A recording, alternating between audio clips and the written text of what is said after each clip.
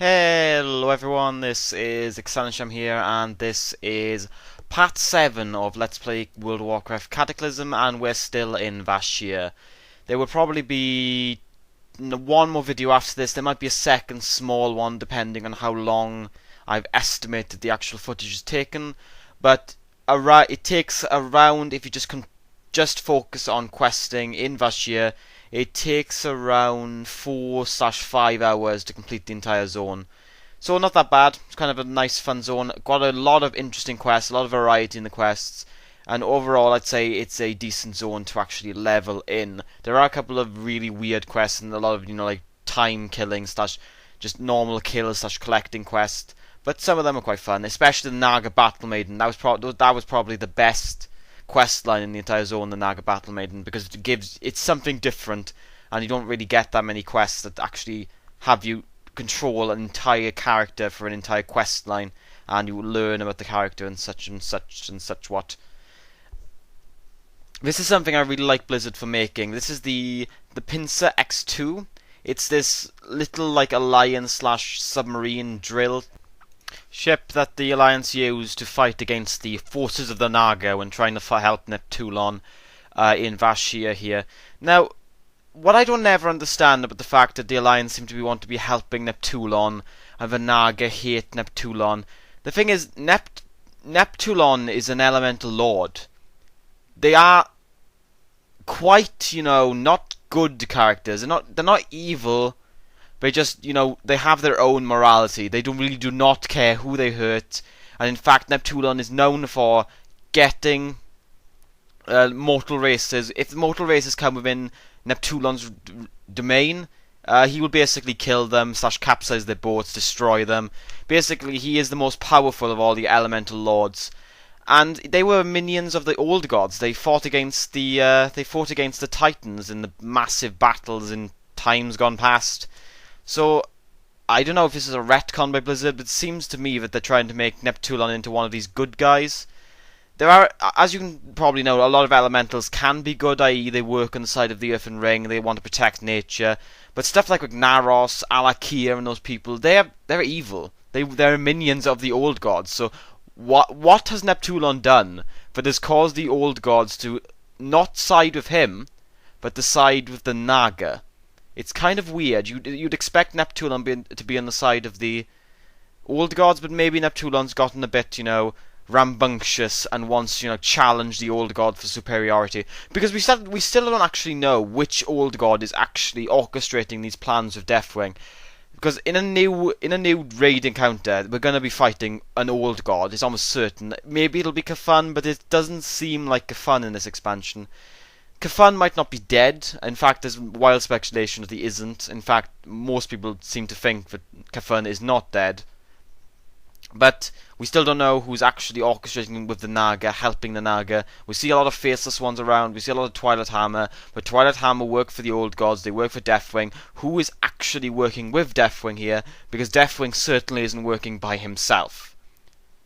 I know, this might be a spoiler, but it's not as a prediction, because I do predict that we're going to be finding at least a old god raid / instance at some point. It might actually already be announced. I don't actually keep up with the actual raid encounters and what occurred. But if you're wondering what we were doing there, well, actually, I was just talking over the questing. What we were actually doing was we were actually collecting oil from different various creatures, and then we just constructed a bio oil, which basically means we destroy the local wildlife in order to power our ship.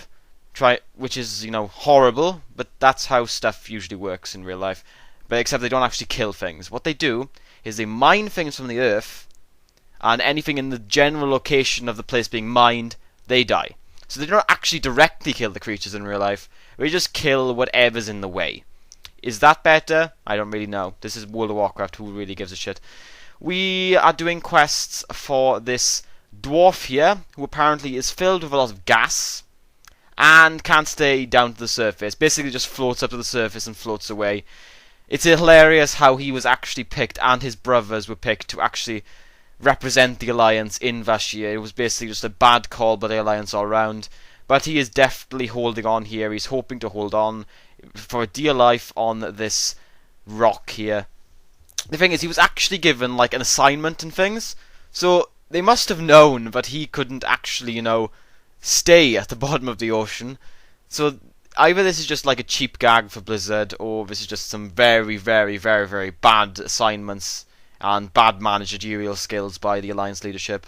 We all knew that the Alliance weren't, particularly adept at defending against the Horde, i.e. Horde have taken a lot of locations from them in the Cataclysm, while the Alliance have been going like, Deathwing where? What's happening? And the Horde have still decided, Deathwing where? Oh, the Alliance are confused. Let's just attack randomly, even though Deathwing's a threat to us as well. The quest we're doing now is we have to collect under nibblers. We just have a lure on our head. I don't know why we're doing this. And the other thing is because we're killing Murlocs. And the reason we're killing Murlocs is because Murlocs are just annoying. There is no other reason. That is the perfect justification for killing Murlocs. If you played any time during Burning Crusade or vanilla World of Warcraft, you will understand the pet hate of Murlocs that almost every old player shares, because they were so annoying. There were so many of them in so many questing areas. You would have quests to kill Murlocs, and they would always be in massive packs, and they would run away. They would attack from a distance. They had massive aggro ranges, and it was so annoying. The quest we're doing here is we have to save the brother of this guy who can't actually stay on the ocean floor by blowing up a great eel, and then he'll float away. So basically, we saved him from the eel, and now he's just going to float away with the current to hopefully, well, not hopefully drown, but sadly drown, because, well, no, he won't drown because he'll go up to the surface. Most likely he'll either die of dehydration or he'll die of starvation. Whichever one's quicker. Most likely it'll be dehydration, because dehydration kills people much quicker than starvation. In fact, you could probably live like a couple of weeks, like a month, without any food. It's very, very difficult to last more than a week / a week and a half without any water. And that's because our bodies are mostly based in water. I don't know why I'm talking about this. This has nothing to do with the actual video at all. I'm just running out of topics because currently there isn't that much going on. This is a boring video, and I try to draw attention away from how boring this video is, but trying to talk about random shit that has nothing to do with the actual game. By the way, when doing that eel quest there, just like a minute ago when we were actually doing the eel quest, be sure not to throw 2 bombs, because if you throw another bomb, you'll actually pull another eel. It doesn't actually do any extra damage to the eel you're fighting. So be sure not to do that, because if you're a cloth-wearing class, or you're someone who is low health initially from the first eel, you might die there, and it's something that some people might make, a mistake some people might make. You would expect that throwing more bombs would do more damage. To be honest, there should be less of a cooldown on the bombs if you've already pulled a eel, and that's something.